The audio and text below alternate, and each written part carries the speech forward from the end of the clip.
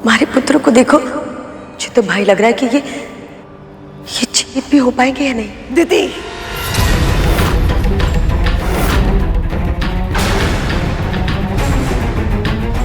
बोलने से पहले विचार कर लिया करो कि किस अनर्थ के बारे में बात कर रही हो तुम। मेरे पुत्र को कुछ नहीं होगा।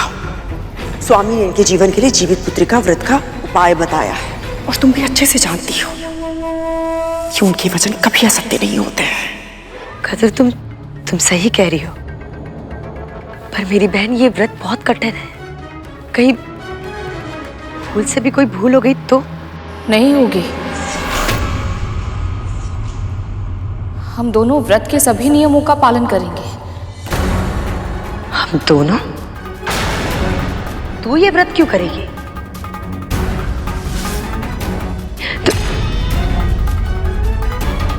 अच्छा, समझ गई। क्योंकि तू भयभीत है। ये नाग अगर स्वस्थ हो गए तो कद्रू को बता देंगे कि इन पर आक्रमण तेरे पुत्र गरुड़ ने किया है, और फिर तेरे पुत्र की रक्षा कौन करेगा? और इसने स्वामी के सामने भी ऐसा ही स्वांग किया होगा कि तुम्हारे पुत्र की ये व्रत रखेगी। इसे केवल अपने पुत्र की चिंता है, तुम्हारे पुत्रों की नहीं।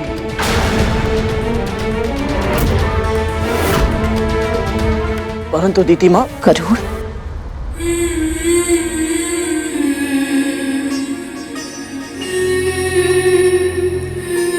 महारानी, कल व्रत आरंभ होने से पहले महल की स्वच्छता और शुद्धिकरण बहुत आवश्यक है।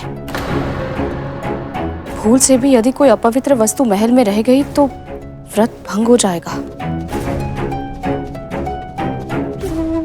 ठीक है, तुम दोनों जाके बाहर की झाड़ पोंछ कर लो, और हाँ, रसोई घर भी स्वच्छ कर लेना। जी।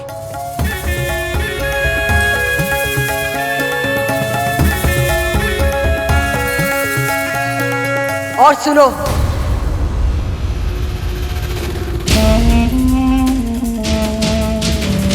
ध्यान रखना कि कोई भूल से भी भूल ना हो जाए।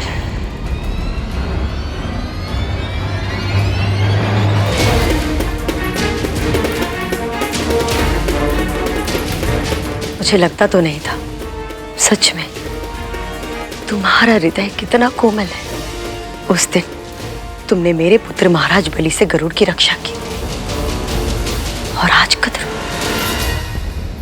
तुम्हारे पुत्र को भीषण पीड़ा की अवस्था में देखकर भी तुम इन दोनों पे विश्वास कर रही हो? नहीं कद्रू, अगर मैं तुम्हारे स्थान पर होती तो मैं ऐसा कभी नहीं करती।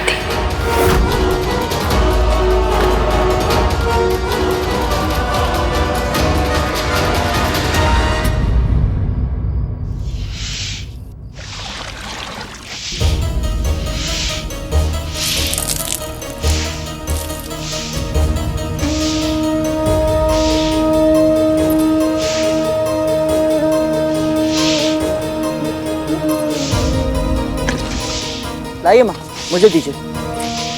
नहीं, रहने दे, मैं स्वयं कर लूंगी।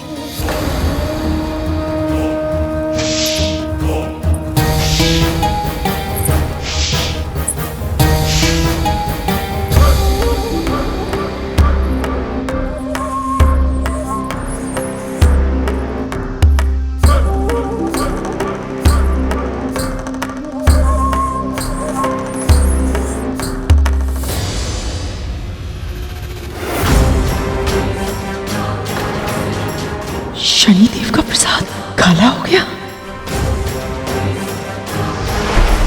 इस कक्ष को तो पवित्र कर लेगी, किंतु तेरे मन का क्या कदरू, उसे कैसे शुद्ध कर पाएगी तू? क्या इस अपराध बोध से तुझे मुक्ति मिलेगी कि जो कुछ भी हुआ उसका कारण तू है? यदि तू गरुड़ को सूर्य लोक भेजकर उसके पंखों को जलाकर उसे अपने मार्ग से हटाने का षड्यंत्र नहीं रचती, तो तेरे पुत्र भी उसके साथ नहीं जाते, और उनकी त्वचा नहीं जलती और तेरे पुत्र मृत्यु की चौखट पर खड़े होकर प्रतीक्षा नहीं कर रहे होते कि कब तू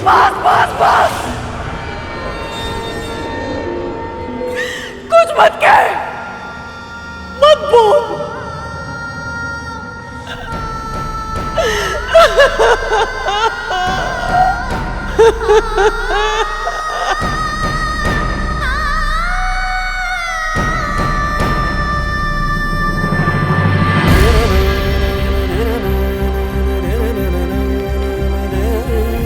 कालिया, क्यों सता रहे हो इन्हें? दे दोगे? आप बोलते हो तो दे देता हूं। लो।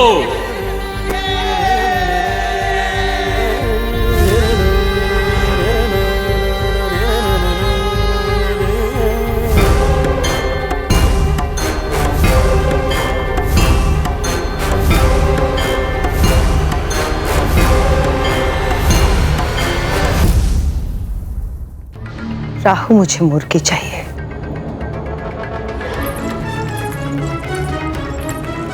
और मुर्गी पकी हुई चाहिए। और हाँ, ध्यान रखना, विंता और गरुड़ को इस बात की भनक भी लगनी चाहिए। अच्छा, बस अभी गया और अभी आया माँ।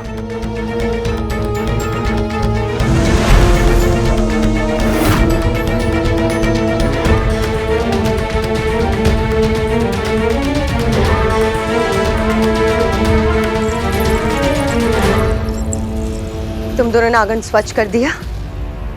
जी। अब जाके रसोई घर भी स्वच्छ कर दो, कुछ भी छूटना नहीं चाहिए। जो आ गया राजमाता।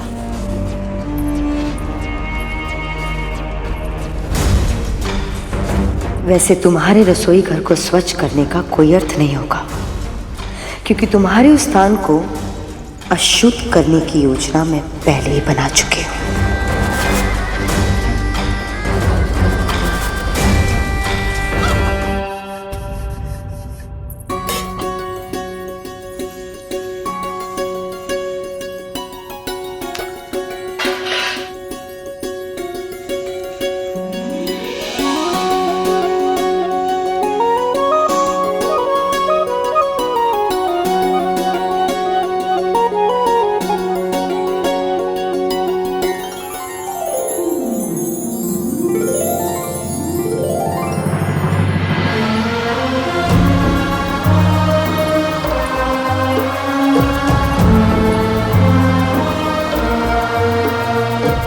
क्षमा करना पुत्र, पर तेरे पिताजी चाहते हैं कि तू मानसिक और भावनात्मक रूप से और शक्तिशाली बने, ताकि तेरा ध्यान मुझसे हट पाए और तू और भी अधिक बड़े और महत्वपूर्ण कार्य कर पाए। पर इसके पहले सबसे पहले मुझे स्वयं को थोड़ा कठोर बनाना होगा।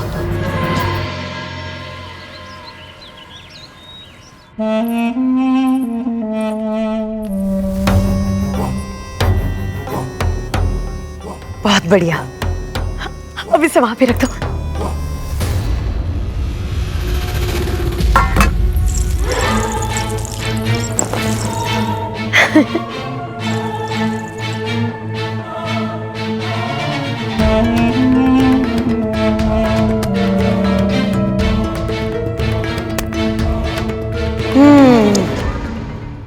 शुद्धिकरण की प्रक्रिया अब पूरी हुई। आपकी चाल अब समझ में आई माँ। जब नाग माता कद्रू को पता चलेगा कि रसोई घर में मांस और अस्थियां बिखरी हुई हैं, तब तक बहुत देर हो चुकी होगी। इसे स्वच्छ करने का समय भी नहीं मिलेगा उन्हें, और ऐसे में उनका व्रत आरंभ होने से पहले ही भंग हो जाएगा। और ये व्रत भंग होते ही चित्रगुप्त के बही खाते से कद्रू के पुत्रों का नाम कट जाएगा, और उसी के साथ साथ उसके जीवन की डोर भी कट जाएगी। कल भोर में सूर्य उगने से पहले ही तू कुशा तोड़ लाना। स्नान के बाद सबसे पहले मैं उससे प्रभु विष्णु की प्रतिमा बनाऊंगी, और फिर गोबर से चील और सियार की। माय प्रश्न, प्रतिमा बनाने के लिए कुशा और गोबर का प्रयोग क्यों किया जाता है? वेदों के अनुसार घास के सभी प्रकारों में कुशा सबसे अधिक शुद्ध और सबसे शक्तिशाली है। आदिकाल से ही महान ऋषियों द्वारा तपस्या के आसन के रूप में उसका उपयोग किया जा रहा है। उनके तेज और ऊर्जा के कारण कुशा के हर तिनके में बड़े से बड़े कवच से अधिक शक्ति होती है। यहाँ तक कि मृत्यु को भी लंबे समय तक रोक पाने की क्षमता होती है कुशा में। और जहाँ तक गोबर का प्रश्न है, उससे उत्तम खाद और कुछ है ही नहीं गरुड़। तन के भीतर की कोशिकाओं को सड़ने या नष्ट होने की प्रक्रिया को रोकने का गुण होता है गोबर में। जब उसे सुखाकर उस पर घी डालकर उसे जलाया जाता है तो वातावरण शुद्ध हो जाता है और चारों ओर जीवन की आभा फैल जाती है।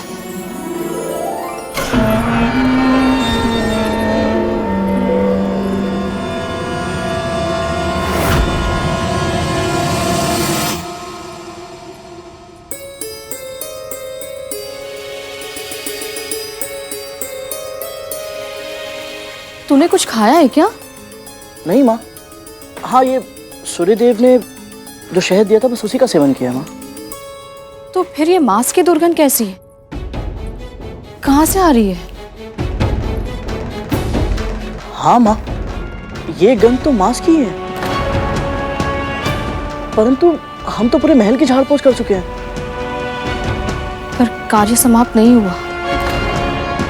यदि सूर्योदय तक महल के किसी भी कोने में एक भी अस्थि रह गई तो व्रत आरंभ होने से पहले ही भंग हो जाएगा।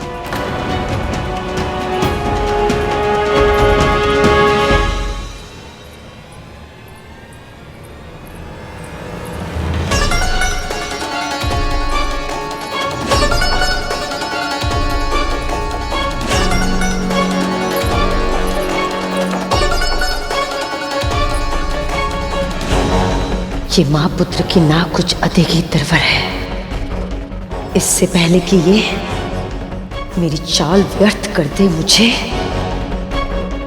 कुछ करना होगा। कुछ करना होगा।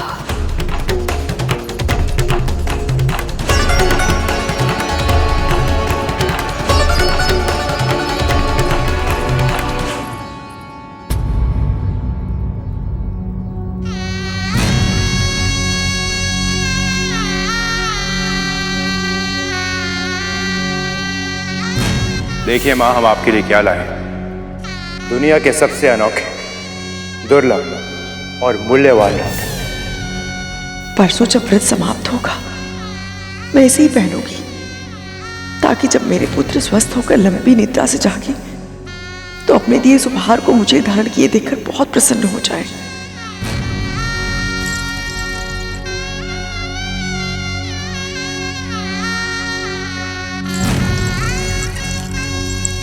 वाह, विश्वास करना तो कोई तुमसे सीखे। तुम यहाँ आभूषण चुन रही हो और वहां वो विंता और गरुड़। क्या हुआ? क्या हुआ?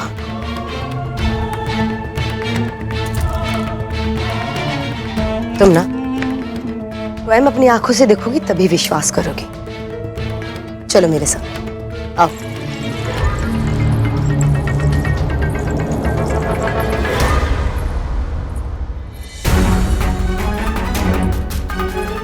अस्थियों की गंध तो यहीं से आ रही है, पर यहाँ तो सब स्वच्छ ही है। अवश्य ही हमें कोई भ्रम हुआ होगा। एक क्षण माँ।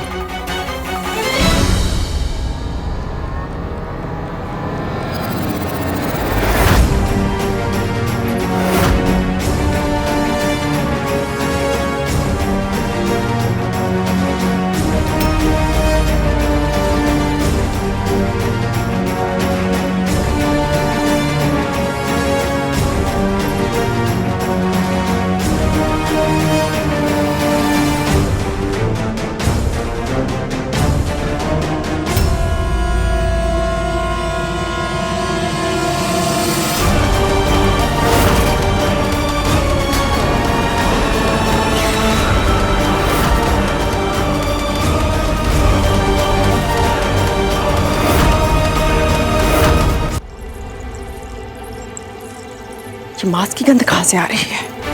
तुम्हारे पुत्र तो कुछ खाने से रहे और विंता तो शाकाहारी है। मेरा पेट तो पहले से भरा हुआ है। तो फिर कौन हो सकता है जो गरुड़?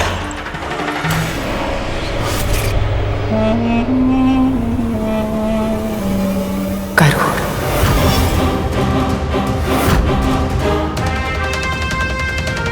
माँ,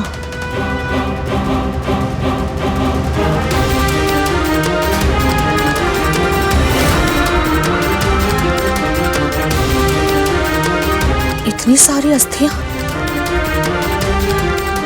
कहाँ से आई है?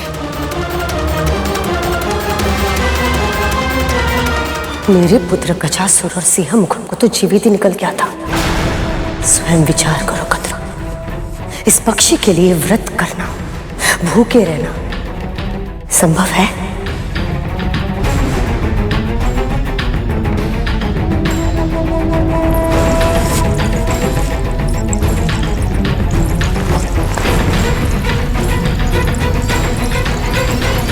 गरुड़, ये सारी अस्थियां ले जा और कहीं दूर फेंका। जी माँ।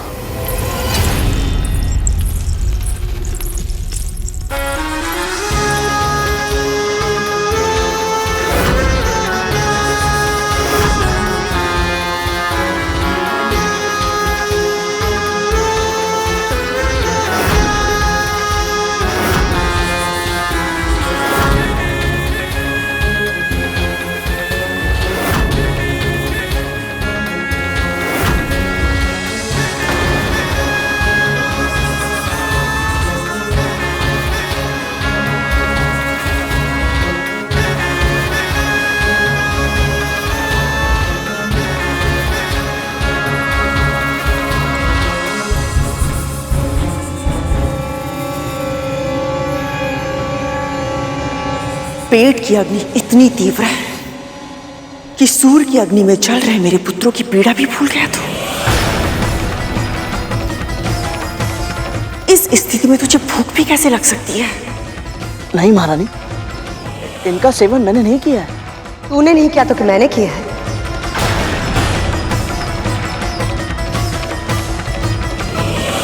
कितना भरोसा किया था ना तुमने इन दोनों पर कि ये तुम्हारा महल स्वच्छ करेंगे, लेकिन ये दोनों तो अशुद्ध करने पर लगे हुए हैं।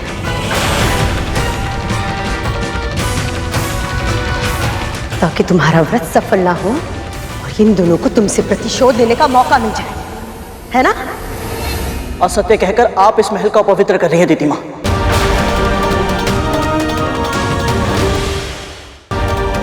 महारानी, मैं मानता हूं कि आप यही मानती है कि आपके पुत्रों की स्थिति मेरे कारण हुई है, और कहीं ना कहीं मैं स्वयं को दोषी मानता हूं। परंतु आप स्वयं विचार कीजिए महारानी, जब मैं अदिति माँ की तपस्या की रक्षा करने के लिए अपने प्राण दांव पर लगा सकता हूँ, तो फिर मैं उस व्रत को भंग करने का प्रयास क्यों करूंगा जिसे आपके साथ साथ मेरी माँ भी रख रही है?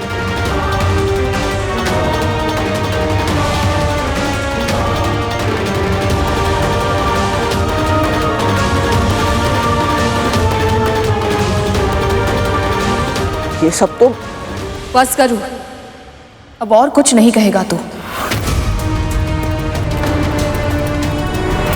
व्रत का समय आरंभ होने वाला और मैं नहीं चाहती कि तू मन, वचन या कर्म से किसी को भी दुखी करे।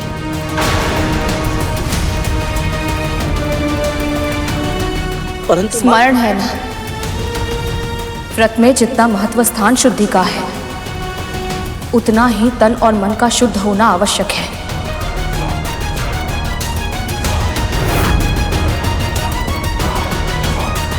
ना तू स्वयं क्रोधित हो सकता है, ना किसी के मन को दुखी कर सकता है।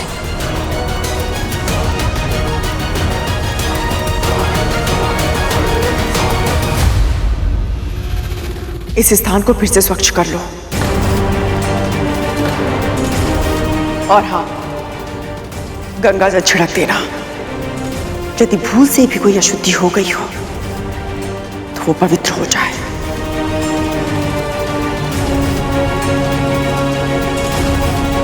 कद्रू,